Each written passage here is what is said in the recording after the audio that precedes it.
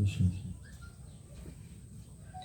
نبي الله آدم وأم حواء نبي الله إبراهيم وإلى أصحاب رسول الله صلى الله عليه وسلم بكر وعمر وعثمان وعلي ثم إلى بقية الصحابة والتابعين والتابعين بإحسان إلى يوم الدين وإلى جميع الشهداء والصالحين والعلماء العاملين وخصوصا سيدنا الشيخ عبد القادر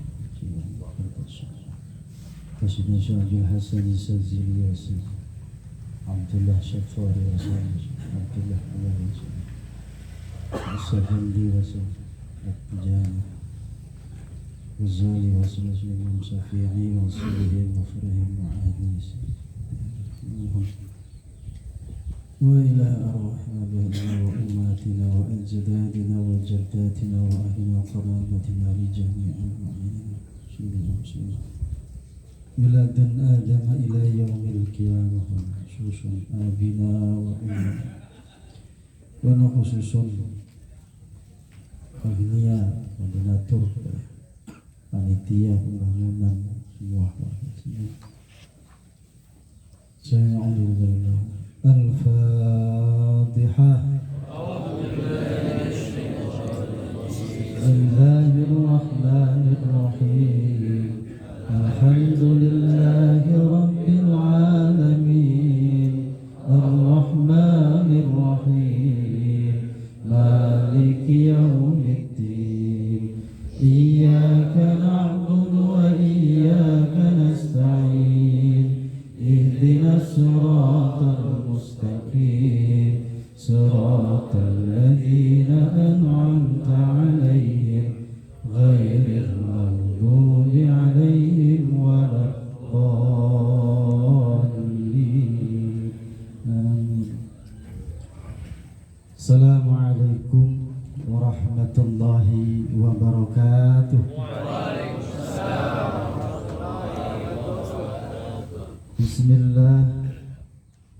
Bismillah tawakkaltu 'ala Allah.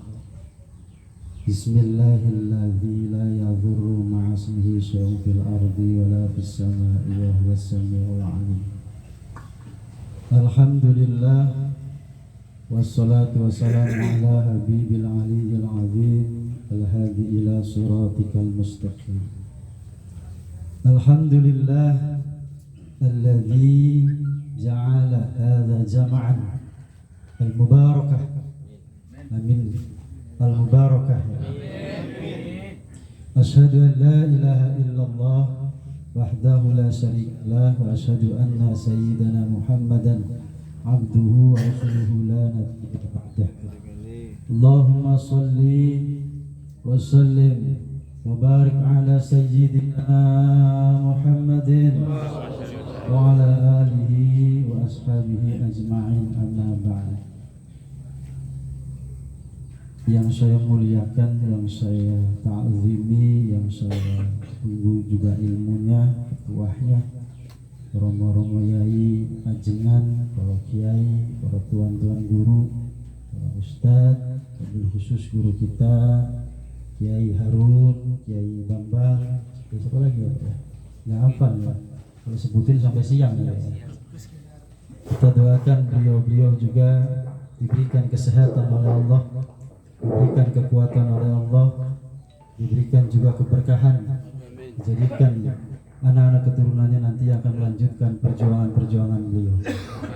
Karena kita butuh ulama, karena ulama itu adalah pewarisnya Nabi. Al-ulama warasatul anbiya. Ya kita ilmu, karena kalau kita pengen selamat dunia tentu dengan ilmu, kita pengen selamat akhirat juga dengan ilmu, dua-duanya juga dengan ilmu. Man arada dunya bil ilmi, man arada al-akhirah bil ilmi, bainahuma bil ilmi. Tapi ilmu yang seperti apa? Nah ini ulama yang seperti apa? Ini harus hati-hati Pak kita kaji, jangan sembarangan. Jangan sampai kita berguru kepada ulama atau emosian, emosi pulang-pulang mendangin pintu, ada orang lagi sholat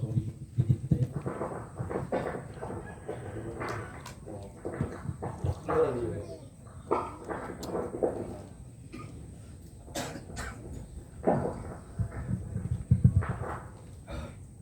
Pak ya. Jadi ulama yang seperti apa? Ulama yang menyejukkan hati. Kan begitu. Kita sudah stres di perusahaan karena banyak tugas, karena banyak target. Kadang-kadang kita juga pulang ke rumah. Kadang-kadang ada yang stres juga yang ketemu dengan istrinya itu. Banyak tuntutan dan segala macam. Jangan sampai tempat satu-satunya masjid, majlis juga bikin stres kita. Pulang-pulang emosi karena yang didoktrin yang masuk itu keras. Nah ini harus hati-hati. Minimal ya kalau kita mah tawasud. Tawasud itu apa? Enggak terlalu condong ke kanan, enggak terlalu condong ke kiri. Tengah saja itu yang nyaman, dalilnya yang nyaman dalam arti tidak terlalu ekstrim. Karena nantinya itu bikin itu. Tawazun juga ulama kita seperti itu. Seimbang mengambilnya semuanya, seimbang. Nanti al-adlu juga nanti jangan sampai kepada Allah sehingga kita tasammuh. Nah ini ulama-ulama yang menyejukkan hati, yang menenteramkan hati kita. Karena tujuan daripada kita semua ya berorganisasi di dalam forum masjid dan musola ini juga harus jelas kan begitu. Kita untuk menjaga yang pertama yaitu himayatul ummahnya. Apa itu? Himayatul ummah. Yang pertama kita menjaga jamaah kita, majlis kita, masjid kita dari pemikiran-pemikiran yang rusak. Ini penting Pak ini. Jadi jangan sampai di lingkungan kita nanti terkotak-kotak yang gak jelas, ada eksklusif. Nah ini himayatul ummah. Islahul ummah. Nah juga kalau kita membentuk majlis atau kepengurusan juga kita bertujuan untuk memperkuat daripada jamaah dari segi pendidikannya, dari segi ekonominya. Itu juga penting. Karena kuatnya umat, kuatnya agama juga dibarengi dengan pendidikan yang baik dan juga ekonominya yang baik. Betul ya Pak ya? Ibadah perlu pakai duit gak Pak? Perlu duit gak? Bangun masjid nih, pakai duit apa pakai duit? Kira-kira kalau mau naik haji pakai apa? Pakai daun? Sesungguhnya agama itu juga pakai duit Pak. Umroh, haji pakai duit. Beli baju untuk sholat pakai duit. Zakat, sedekah juga pakai duit. Maka nanti kepengurusan ini juga berpikir bagaimana caranya untuk memperbaiki ekonomi atau membentuk ekonomi dan pendidikan yang baik. Himayatul daulah yang nanti juga harus kita jaga, kita ulama, umaro dan kita semua juga menjaga daulah negara kita. Jangan sampai dirusak. Terlalu sayang Pak negara kita besar ini. Perjuangannya luar biasa. Kalau harus dirusak oleh segelintir orang, jangan mau. Kita harus kuat dari segi daulah atau himayatulnya di dalam diri kita. Makanya kita doakan guru-guru kita nih, pembimbing-pembimbing kita ini, kita doakan selalu istiqomah nih. Jangan sampai nanti meninggalkan kita. Amin ya Allah Rabbal Alamin. Yang kedua yang saya hormati juga pemimpin wilayah atau sahibul wilayah, pemangku wilayah Bapak RW beserta seluruh jajarannya, Bapak RT. Ini juga penting ini. Ya kita doakan husnul khotimah dalam pemimpinnya. Jadi jangan sampai nanti suul nanti jelek kan ya. Kita doakan juga husnul khotimah karena ya kullu ra'in ya Ustaz ya. Wa kullu mas'ulun ra'iyatihi. Setiap orang itu pemimpin. Nah kita termasuk kita ya di dalam keluarga, apalagi Pak RW ini mimpin, masya Allah. Mudah-mudahan menjadi yang siddiq kan gitu ya, yang amanah, yang fatonah dan juga yang tabligh. Itu minimal dalam diri kita ada hal-hal begitu. Karena kalau terjadi pemimpinnya kurang amanah, masya Allah, kurang fatonanya, masya Allah, akan menjadi masalah buat umat kita juga, lingkungan kita. Kita juga doakan pemimpin-pemimpin kita di lingkungan juga selalu kuat, selalu diberikan keberkahan oleh Allah sehingga bisa menjalankan pemimpinan itu dengan baik. Apalagi nanti 2023 ya, banyak tugas tuh. Nah, kita harus bisa menahan diri hati kita semua, jangan sampai tergerus atau terbawa arus yang tidak baik. Yang saya hormati juga pengurus DKM, Masya Allah masjidnya sudah luar biasa ini. Ini kalau nggak ada perjuangan nggak mungkin jadi Pak. Ini DKM, Ketua Ustadz Bambang, Masya Allah kita doakan Ustadz Bambang beserta seluruh jajarannya ini diberikan kekuatan yang luar biasa. Karena membangun perjuangan ini harus luar biasa sabarnya. Harus bisa nutup kuping kanan kiri dan menutup semuanya yang tidak baiknya maksudnya. Karena kalau terganggu nanti masalah, nanti tidak sampai. Jadi pengurus DKM dan pengurus subuh keliling ya, kita doakan ya, semuanya menjadi orang-orang yang selalu istiqomah. Karena adanya ini la yadkhulu jannah ya. La yadkhulul jannah qatil. Tidak akan masuk surga orang yang memutus silaturahim. Nah ini luar biasa DKM beserta pengurus FKM ini luar biasa ini, menyatukan silaturahim luar biasa ini. Kalau yang memutus itu masuk neraka, berarti kalau yang menyambungkan masuk surga. Jadi orang yang memutus daripada silaturahim itu adalah orang-orang yang akan masuk ke neraka. Masya Allah. Makanya alhamdulillah ini pengurus DKM kita doa terus sampai kiamah nanti lah, ada terus lah. Biar umat selalu erat, selalu bisa menyatu. Kenapa? Kita dikumpulkan dari berbagai macam masjid dan musola, ini nggak gampang Pak. Punya tujuan masing-masing, punya keinginan masing-masing. Makanya kita rubah image kita, mindset kita dirubah. Kita itu menjadi sales, kita menjadi agennya Rasulullah Sallallahu Alaihi Wasallam. Jadi damai, nggak dorong-dorongan, karena yang kita tuju benderanya Rasulullah dan kita karena Allah Subhanahu wa Ta'ala. Ini kalau sampai mendorong masing-masing repot. Kita menjadi agennya Rasulullah untuk menyebarkan bendera Rasulullah dan kita menjadi salesnya Rasulullah sehingga kita bisa bersatu untuk kemajuan agamanya Allah Subhanahu wa Ta'ala. Wa'tasimu bihablil jami'an wa la tafarraqu. Ini kalau kita bisa bergandengan tangan dengan habl, dengan talinya Allah, dan kita tidak bercerai-berai, Masya Allah luar biasa kita ini. Orang-orang yang siap jadikan orang yang pertama mungkin masuk surganya Allah Subhanahu wa Ta'ala. Yang saya hormati juga bapak-bapak yang hadir dan juga dari Ansor, dari Banser, dari tim Hadroh dan semuanya yang tidak bisa saya sebutkan satu persatu. Alhamdulillah ini kumpulnya kita menjadi keberkahan yang luar biasa. Jangan lihat tempatnya, ini yang kita lihat siapa yang menyatukan kita Pak. Ini kalau Allah nggak ridho, kalau Allah nggak mengizinkan, bagaimana ceritanya kita bisa berkumpul. Yang tadi disebutkan oleh Bapak RW, walaupun orangnya perkasa, duitnya banyak, jabatannya direktur, belum tentu mampu Pak seperti kita ini. Belum tentu mampu sampai kepada majelis yang mulia ini.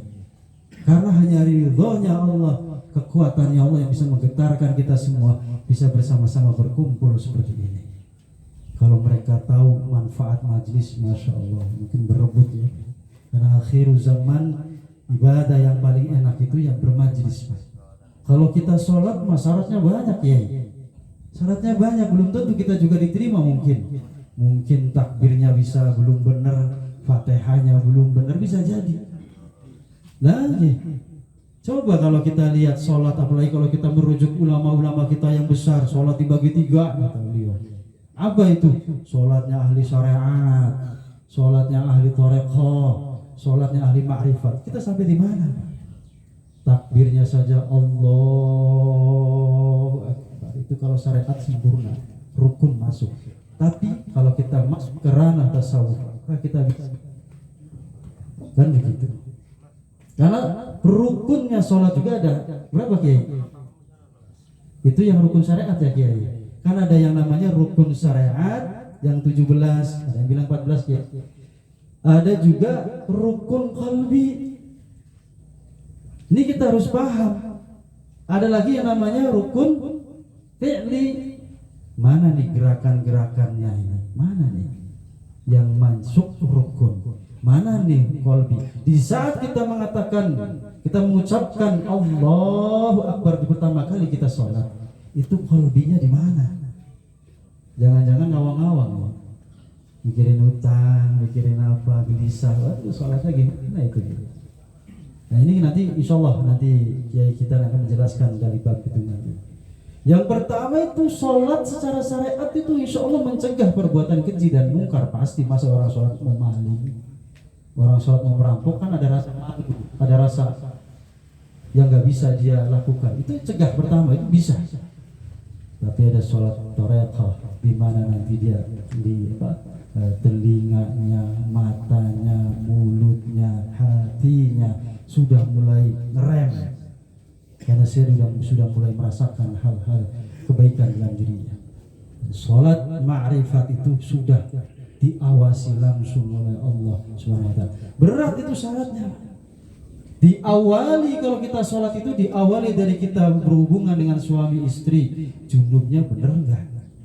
Itu lagi ya, mandi besarnya sudah benar apa enggak? Nanti dibahas sama kiai. Karena itu runtutan Pak. Junubnya baik, nanti masuk ke wudu. Wudunya seperti apa?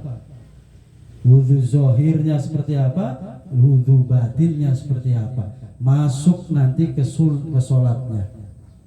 Ya, itu luar biasa. Tapi kalau kita bermajlis, masya Allah luar biasa. Yang pertama kalau kita kumpul seperti ini, khafatu malaikah.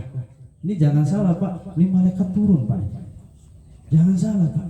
Karena ada satu malaikat rahmah yang tugasnya berkeliling Pak, mencari taman-taman surganya Allah. Pengen Pak didatangin malaikat, pengen. Malaikat pencabut. Kalau kita hadir di majlis sudah tentu malaikat turun Pak, mengamini doa-doa kita. Dan lingkungan yang diadakan majlis menjadi lingkungan yang sangat berkahnya luar biasa. Jangan salah itu masya Allah, tolak bala dan semuanya itu Pak. Wa ghusyatur rahmah. Yang selanjutnya kalau kita bermajlis seperti ini, kita akan mendapatkan ketenangan, rahmah, kasih sayang dari Allah. Makanya ngaji yang benar itu ketika habis ngaji, wa ghusyatur rahmah Pak. Pulang tuh tenang, tentrem. Ini pulang masya Allah kiai ngomel mulu udah paling bener. Temennya dibid'ahin semua itu masya Allah. Ini jangan. Kita harus itu wa ghusyatur rahmah. Wa nazalat alaihi sakinah. Alaihi sakinah. Yang ketiganya orang yang bermajlis seperti kita ini akan turun sakinah, ketentraman yang lebih dalam lagi. Makanya majlis, jadikanlah majlis kita ini majlis yang menyejukkan hati, berzikir kepada Allah. Hatinya diatur. Karena ibadah itu ya tentunya ada dua. Ada ibadah zohir fisik kita dan batin kita. Jangan sampai nggak kebawa batinnya. Zikir atau sholat di masjid yang datang cuma jasadnya doang, hatinya masih di rumah. Kenapa? Ya masih mikirin kerjaan, mikirin apa segala macam. Berarti belum kita ajak hati kita untuk sholat atau ruh kita untuk sholat. Harus diajak bareng waktu sholat. Masya Allah itu. Dan yang terakhir yang kita dapatkan ketika kita bermajlis, Allah akan mengingat kita satu persatu Pak. Wajahnya semuanya yang hadir di majlis ini Allah akan selalu ingat satu persatu. Subhanallah. Kita diingat Pak RW aja senang ya Pak ya. Kita jadi tamunya Pak RW aja senang. Kalau jadi tamunya Pak RW kan sudah tentu nanti dikasih kopi dan segala macam. Apalagi kita menjadi tamunya Allah yang maha kuasa, masya Allah, itu luar biasa.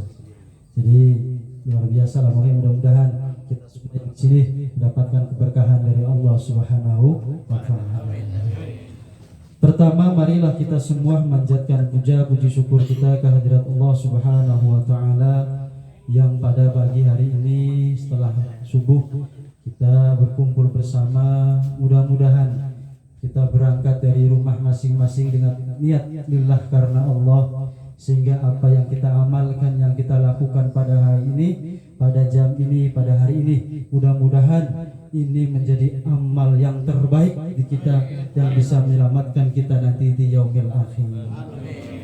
Kita bersyukur pada Allah Pak, kita masih diberikan sehat. Kemarin kita juga sempat ke Cianjur Pak, Masya Allah, saudara-saudara kita. Kita alhamdulillah ya Pak ya, nggak ada kejadian apapun. Di sana ya Allah Pak, rumah pada hancur, makanya kita bersyukur. Banyaklah kita majlis yang diadakan sehingga Allah nanti angkat bala dan bencananya. Karena kuncinya kita hidup Allah itu yang pertama adalah rasa syukur kita. Rasa syukur itu apa sih? Kan begitu. Syukur itu yang pertama, yang paling pertama adalah mengetahui bahwa semua yang kita dapatkan itu dari Allah. Itu Pak yang perlu kita ingat. Jangan sampai Pak, orang yang kerjakan saya, duit saya. Jadi menghilangkan adanya Allah di situ. Kita termasuk orang yang kufur nikmat. Makanya mengetahui. Makanya ada istilah, misalkan ada dokter yang mengetahui manfaat buah dengan ada orang yang tidak mengerti tentang masalah buah, itu pasti makannya beda Pak. Karena dokter itu kan tahu isi zat yang terkandung di dalam buah dan makanan, dia akan makan dengan hati-hati dan pasti akan memilih. Tapi orang yang tidak tahu makannya bebas, dia makan kadang makannya nggak jelas.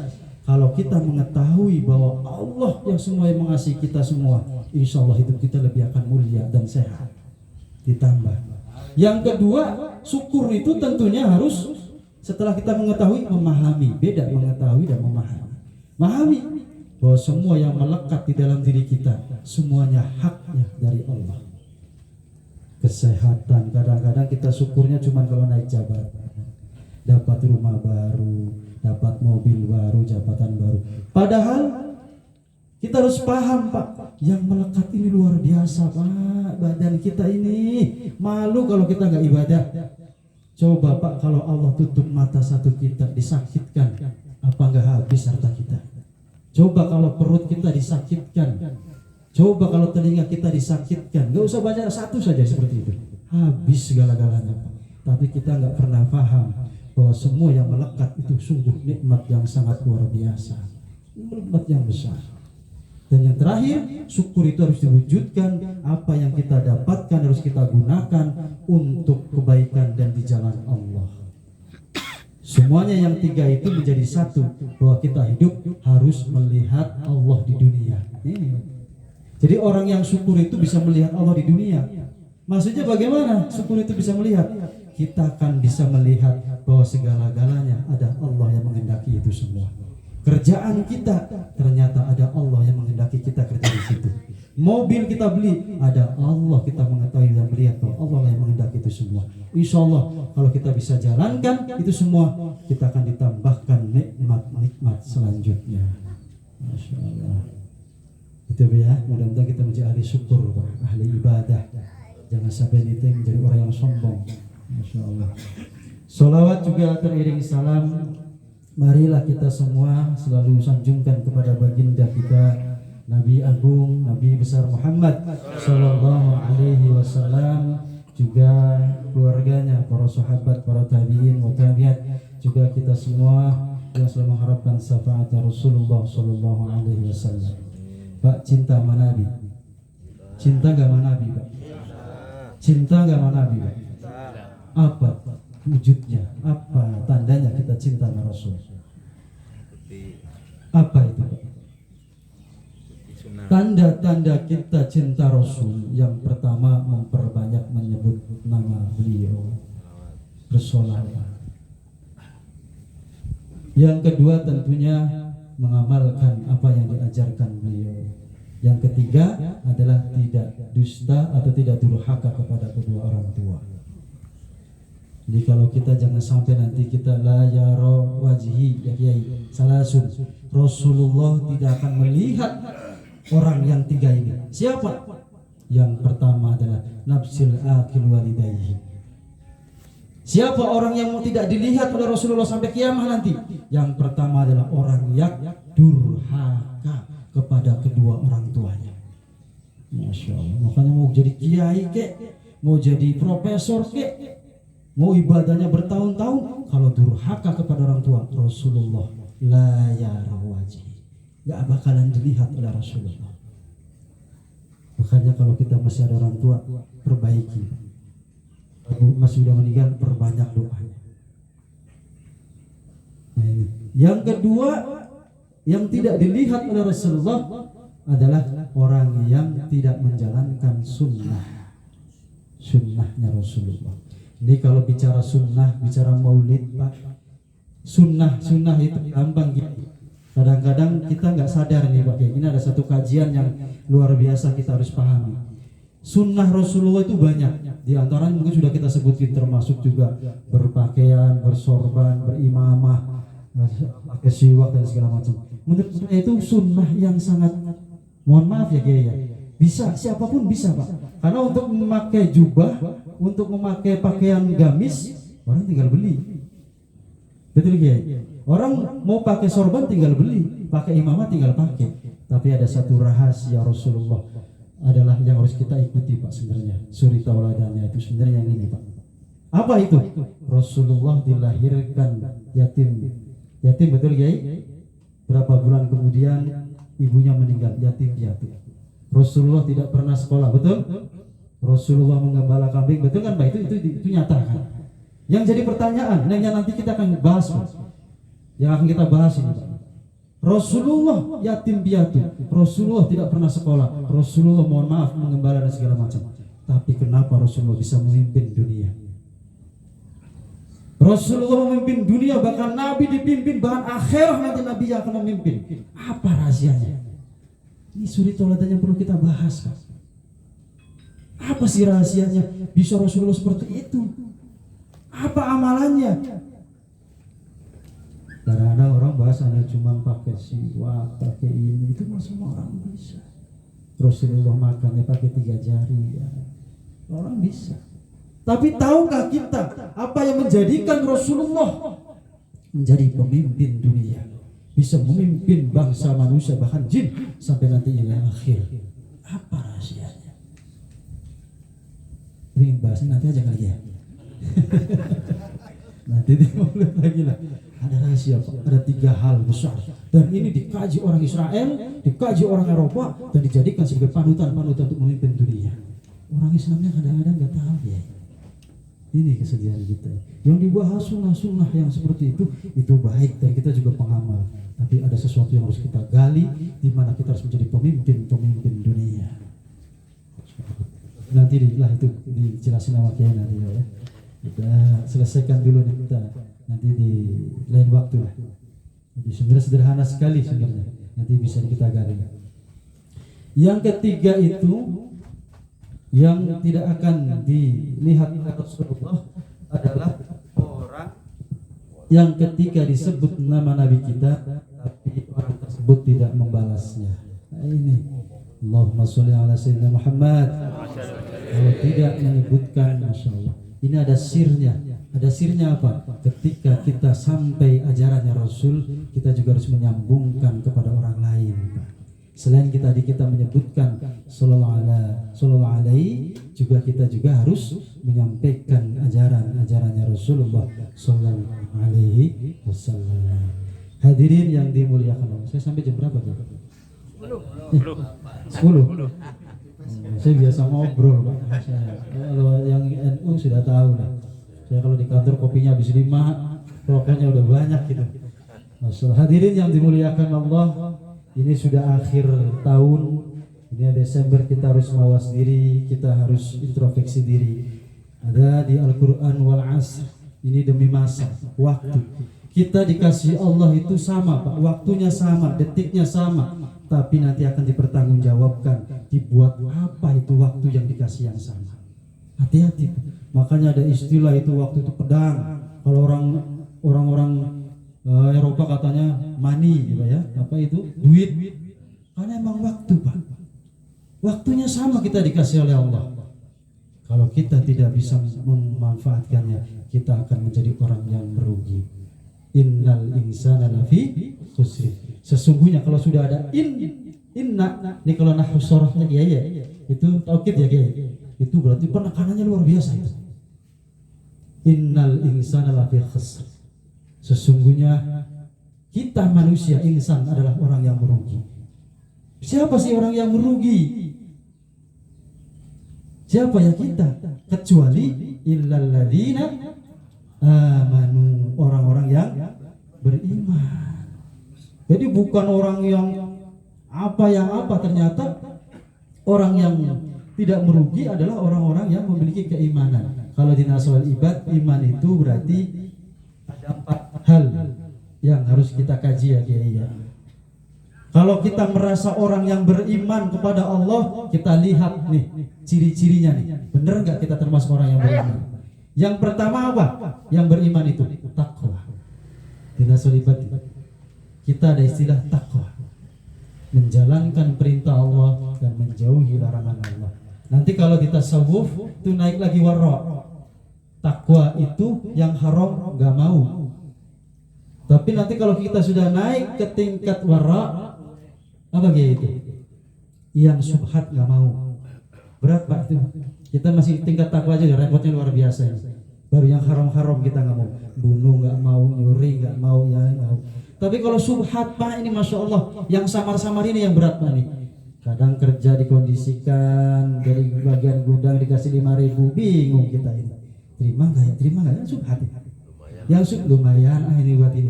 Nah ini kalau wara itu sudah tingkatnya sudah subhat bayang nggak mau. Tapi kalau sudah zuhud luar biasa. Kalau orang zuhud itu yang halal nggak mau, yang halal nggak mau, yang cukup hanya untuk perutnya saja. Masya Allah. Nantilah itu kajiannya kita kaji ya. Apa sih sebenarnya zuhud itu? Itu pelajaran yang paling saya nggak mau Pak. Karena saya belum bisa sama sekali. Tapi kalau suruh ngajar subhanallah. Zuhud ini Masya Allah. Yang halal nggak mau. Makanya luar biasa orang-orang yang zuhud. Yang pertama itu takwa.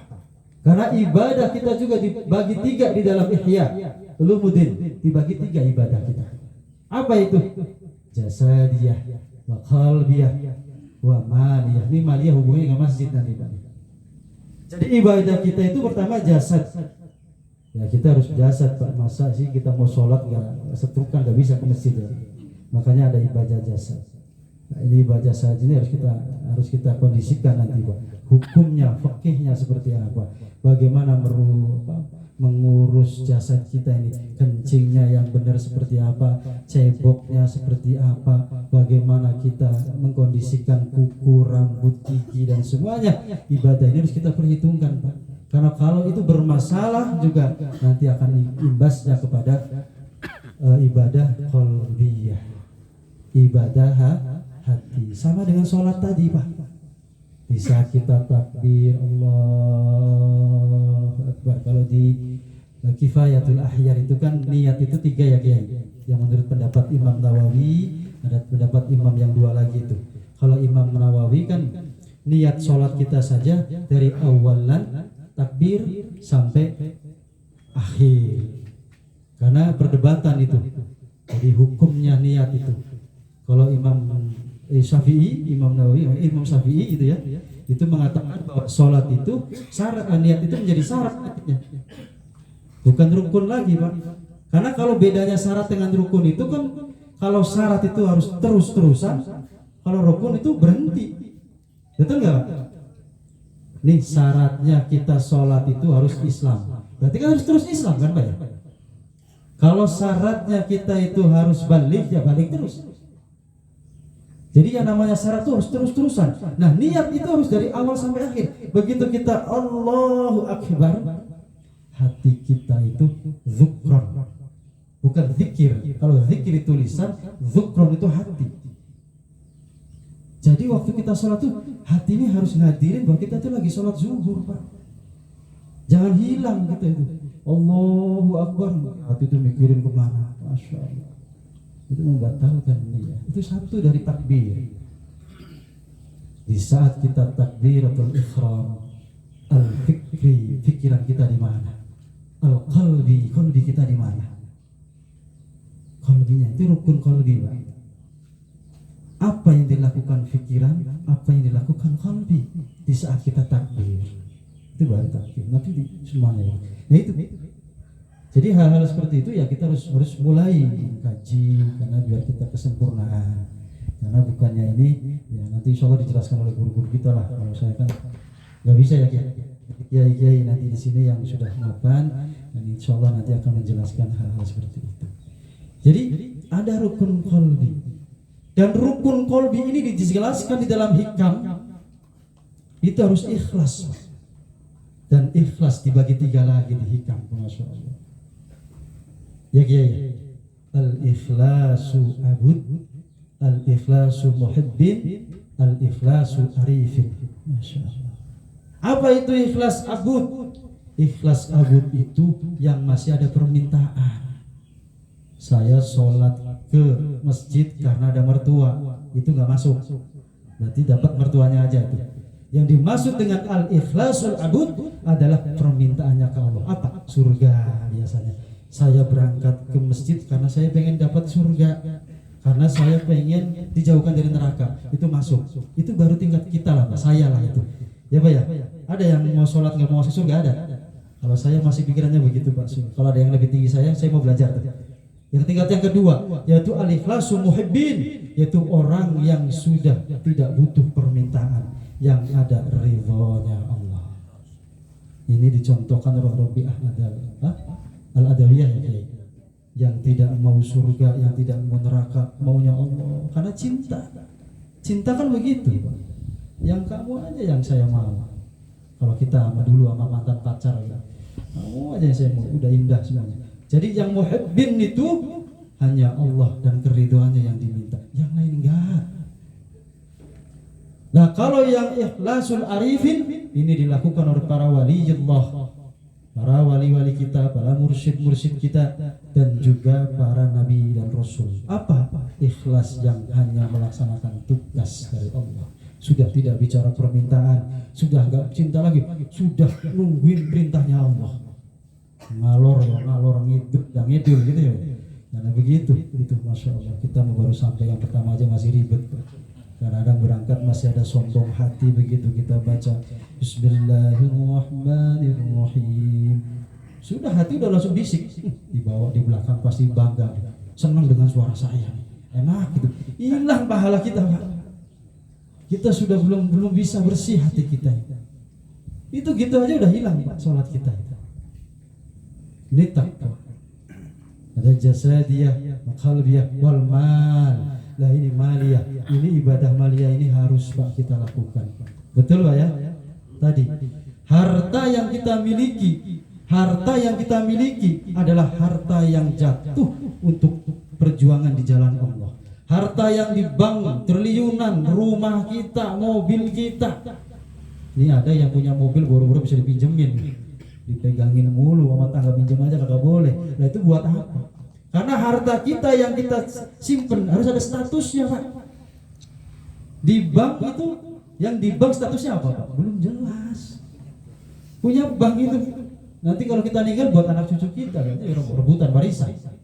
Dan yang status yang jelas harus dikasihkan ke masjid, ke musola, itu jelas Pak. Dan itulah harta kita. Jangan ke masjid, datang ke masjid At-Taqwa sini, datang ngasih apa itu kencelengnya itu cuma 5.000 per minggu. Kalau kita hitung berarti 5.000, itu 5.000 mendingan kayak ada 2.000 kan. Kalau 5.000 aja kali 4 minggu, kadang-kadang nggak hadir juga, nggak tahu di mana sholat Jumatnya. Oke lah 4, itu cuma 20.000. Nah sekarang kita beli bata kok apa ini? Bata ini berapa satunya dia? 5.000. Berarti sebulan cuma dapat 4 Pak.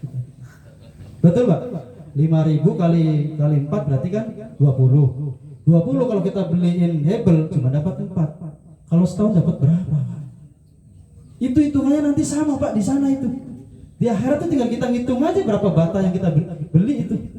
Berarti nanti kalau temennya yang nyumbangnya banyak, rumahnya megah, kita hanya rumahnya kecil, nyempil, kayak mohon maaf kayak rumahnya binatang-binatang yang seperti itu. Sayang Pak. Karena kita sudah sukses di dunia bikin rumah, kita jangan lupa kita akan juga punya rumah di akhirat. Dari sini Pak kita kirimkan, transferkan biayanya untuk bikin rumah di akhirat. Bukan nanti di sana. Dan harta kita yang kita bawa itu, ya harta yang kita sambungkan ke Allah dalam perjuangan itu. Bukan yang kita tabung di bank depositnya segala, tinggalkan itu mobil, rumah semuanya kita tinggalkan. Justru yang melekat kepada kita adalah rezeki, sedekah yang kita berikan kepada jalan Allah Subhanahu Itu malia, makanya perlu ibadah ini. Hartanya kita keluarkan, kalbinya kita bawa juga, jasadnya. Ibadah harus berbarengan, nggak boleh misah-misah ini Pak. Jangan sampai misah-misah, ini nggak nyampe nanti Pak. Jasadnya nyampe di masjid, hatinya masih di mana. Apalagi hartanya. Ini orang berat nih Pak nih kalau bicara harta nih. Belum aja nyumbang udah nanyainnya banyak banget. Ini jangan-jangan panitianya nggak bener nih. Ini jangan-jangan dibawa kabur nih. Ini jangan-jangan besok beli mobil nih ya gitu. Ini udah macam-macam. Akhirnya nggak nyumbang, ini bahaya nih. Makanya ibadah itu yang memang jasadnya siap, hatinya mantap, hartanya juga akan mengikutinya. Makanya insya Allah lah kalau untuk berdiri di 2 lantai ya Pak RW ya, setahun jadi, amin. Kira-kira jadi apa jadi Pak? Allah di dalam surah Yasin itu Pak menciptakan manusia dari segumpal mani, apa? Dari pancaran mani.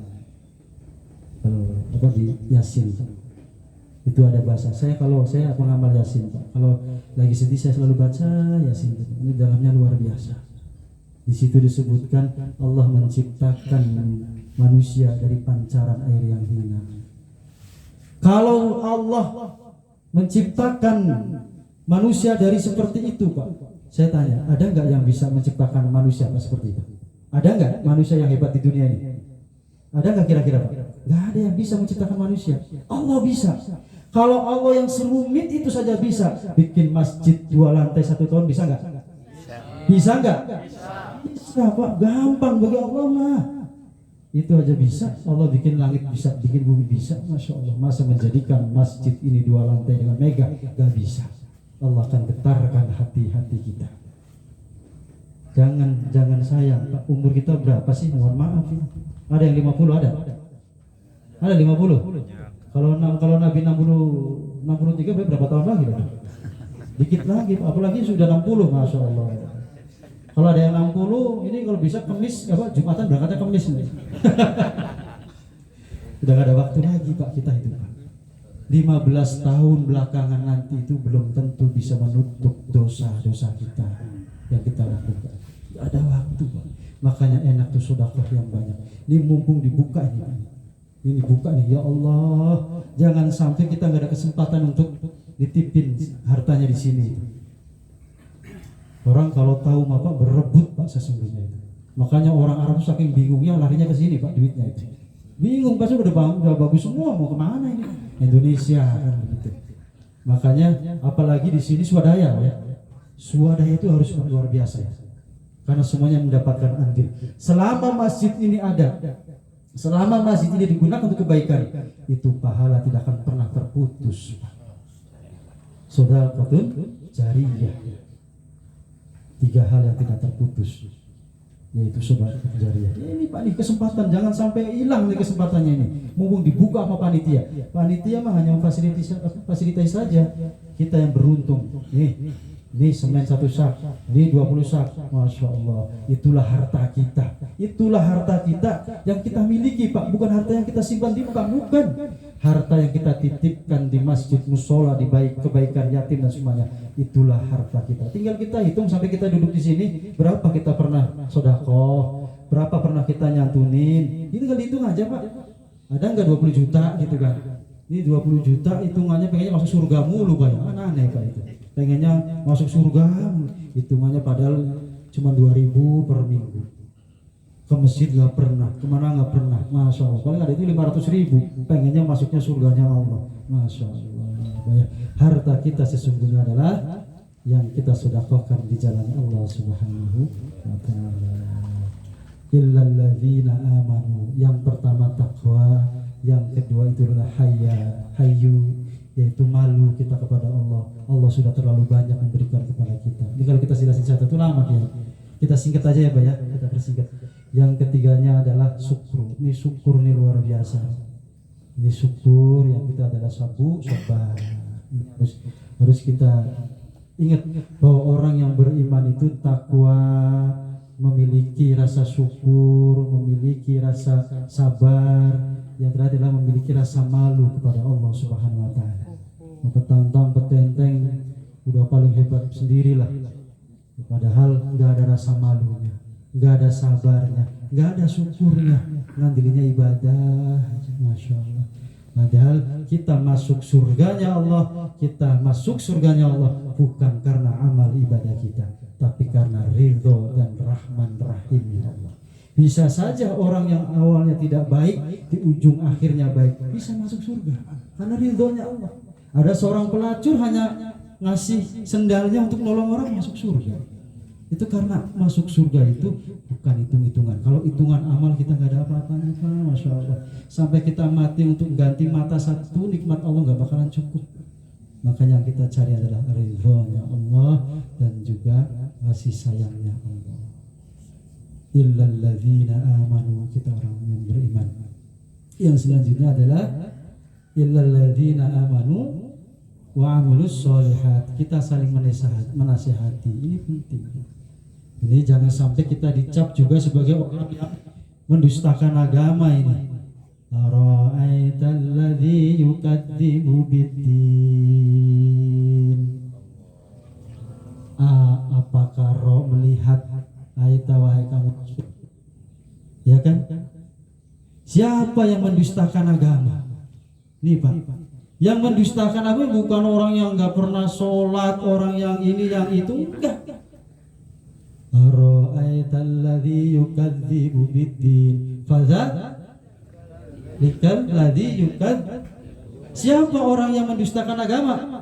Jangan petantang-peteng udah merasa paling benar. Siapa? Yang menghardik, yang tidak peduli, yang menghina, yang melukai. Siapa? Anak yatim. Makanya alhamdulillah di samping rumah saya bikin Pak rumah buat anak yatim, pesantren anak yatim. Insyaallah mudah-mudahan Merah sudah jadi. Doain ya Pak ya. Karena saya merasa juga dosanya banyak. Jadi mudah-mudahan kita sama-sama menyantuni, memberikan haknya anak yatim. Mudah-mudahan Allah ridho kepada saya. Jadi kepada kita. Jadi orang yang mendustakan agama itu siapa? Yang menghardik anak yatim, nggak peduli Pak. Ini kan begitu. Siapa lagi orang yang mendustakan agama? Lanjutin Pak, bacanya. Lanjutin Pak. Ala ta'amil miskin. Siapa yang mendustakan agama? Yang nggak peduli sama orang miskin. Masya Allah, tiap hari ke mall, tiap minggu ke mall, gajian ke mall, bulanan ke mall. Petantang datang bawa bingkisan. Di samping kirinya ada orang yang miskin, tidak bisa makan. Ibadahnya nggak bakalan diterima Allah. Sholatnya juga Allah ke masjid. Siapa ada ceritanya yang hitam? Misalkan itu merasa benar kan itu. Tapi kalau dia tidak peduli dengan lingkungan, ada yang tidak makan, kita nggak peduli, Allah nggak ridho. Ara'aital ladzi yukadzibu biddin. Tahukah kamu? Allah bukannya nggak tahu, Allah tahu. Siapa orang yang mendustakan agama? Yang muhardik, yang tidak peduli nama anak yatim. Yang kedua, yang tidak ngasih makan kepada orang fakir dan miskin. Masya Allah. Itu. Sallallahu Nabi Muhammad. Makanya alhamdulillah ada forum-forum seperti ini. Inilah untuk nanti tadi itu himayatul atau islahul ummahnya terus kita bentuk untuk mengikat, mengembangkan daripada yaitu tadi jangan sampai kita orang ahli ibadah tapi dicapnya sebagai orang yang mendustakan agama. Masyaallah. Sebenarnya sosial agama itu sebaliknya dengan sosial. Nah ini termasuk masjid ini ya kita sosialnya harus tumbuh. Kalau enggak ya hilang. Ara'aital ladzi yukadzibu biddin fadzalikal ladzi yad'ul yatim wa la yakhuddu 'ala ta'amil miskin. Terus fawailul lil musallin. Celaka bagi orang yang sholat. Orang sholat celaka. Ini hati-hati ya Pak ya. Ini harus dikaji sama guru kita. Karena sholat juga begitu. Nanti kan selanjutnya ada lalai. Siapa orang yang celaka? Adalah orang-orang yang lalai dalam sholatnya. Lalai nanti dibagi tiga. Lalai karena emang gak sholat, lalai di dalam sholat, dan lalai nanti di dalam ruhaniyah. Nah ini nanti udah kajian sama guru kita lah, ini kelamaan. Kayaknya udah cukup ya kayaknya. Masya Allah, ini udah sampai jam 7, Masya Allah. Nantilah kita sambung lagi ya. Kalau kita bahas nih sholatnya orang yang lalai panjang Pak, panjang nanti itu. Karena jangan sampai kita sudah sholat setiap 5 waktu, tapi kita termasuk orang yang lalai. Karena nanti kita bedah nanti di rukun kolbinya, di rukun fi'liyahnya. Assalamualaikum warahmatullahi. Ini satu contoh fi'liyah. Kalau assalamualaikum Kiai batal Pak. Fi'liyah, rukun fi'liyah. Jadi nanti mana saat kita bangun, saat kita duduk, ada nggak tambahan fi'liyahnya? Kalau ada tambahan nanti dipertanyakan. Masuk nggak ke dalam fi'liyah? Di mana bacaan kita? Qol. Di mana rukun bacaan? Rukun qolnya nanti. Jadi ada rukun qol, rukun bacaan sholat, rukun fi'linya, rukun qalbinya. Di mana sih? Di mana sih? Rukun-rukun bacaan itu di mana? Selain Fatihah. Apalagi? Nah ini harus tahu Pak. Nanti biar pas, dan gerakan itu pun harus sesuai dengan aturan. Termasuk assalamualaikum itu sangat sederhana. Kadang kita lupa. Assalamualaikum. Ini kan assalamualaikum lurus. Assalamualaikum warahmatullah. Itu juga salah satu fi'liyah. Jadi nanti insyaallah guru-guru kita akan mengkajinya. Tadi kita selesaikan wal asri innal insana lafi khusr illa alladziina aamanu wa 'amilus sholihati wa tawassaw bil haqq wa tawassaw bis sabr. Nanti dipanjang lebarnya nantilah kalau ada waktu.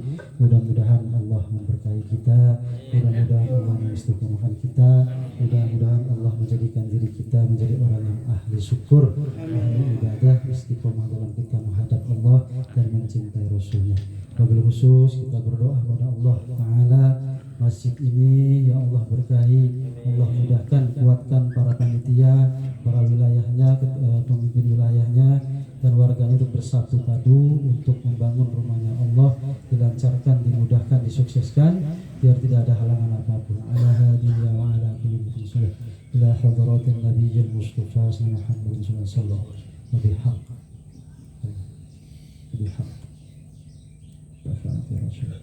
الفاتحة. أعوذ بالله من الشيطان الرجيم. بسم الله الرحمن الرحيم.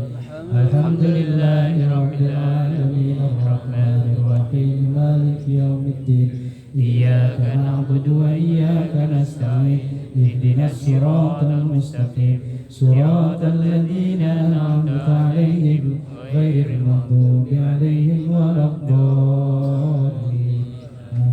Saya nitip ke panitia pembangunan ya Pak ya, nanti harus kuat ya Pak ya. Ada panitia pembangunannya ada? Ada ya? Ini harus kuat ya Pak ya. Kita yakin lah dengan bantuan saudara-saudara kita di semua masjid dan mushola insyaallah. Inna a'tainakal kautsar. Kita sesungguhnya sudah diberikan nikmat yang banyak. Jadi kita nggak usah khawatir lah. Nanti ujungnya itu Allah yang urus. Asal kita hati kita luruskan karena Allah, kita tetap istiqomah, kita yakin semuanya Allah yang urus Pak. Jangan pusing-pusing insyaallah. Saya bangun pesantren Alhamdulillah proposalnya nggak nyampe. Oleh proposal dengan izin Allah, ridhonya dari saudara-saudara kita yang sampai kepada kita. Ya kalau kita yang jalan lurus karena Allah Ta'ala, yakin nanti juga ada jalannya. Ya rintangan biasa ya Pak ya. Makanya insyaallah saya yakin di sini ulamanya dan umarohnya bersatu, warganya bersatu. Insyaallah untuk membangun seperti ini mudah sekali bagi Allah. Mungkin itu saja yang bisa kami sampaikan. Mohon maaf atas segala kekurangan dan kesalahan. Yang baik tentunya datangnya dari Allah, yang salah semata-mata karena kebodohan diri saya. Ihdinas siratal mustaqim. Allahul muwaffiq ila aqwamit thoriq. Assalamualaikum warahmatullahi wabarakatuh. Ya Rabbi bil Mustafa balil maqasidana waghfir lana ma madha ya wasi'al karami ya Rabbi bil Mustafa balil maqasidana waghfir lana ma madha ya wasi'al karami Mustafa balligh maqasidana waghfir lana ma madha ya wasi'al karami. Alhamdulillahirabbil alamin. Telah kita dengarkan bersama-sama mau'izatul hasanah yang telah disampaikan oleh guru kita bersama Abah Kiai Haji Rudianto SPDI. Mudah-mudahan kita mendapatkan ilmu yang nantinya akan kita amalkan dalam kehidupan kita.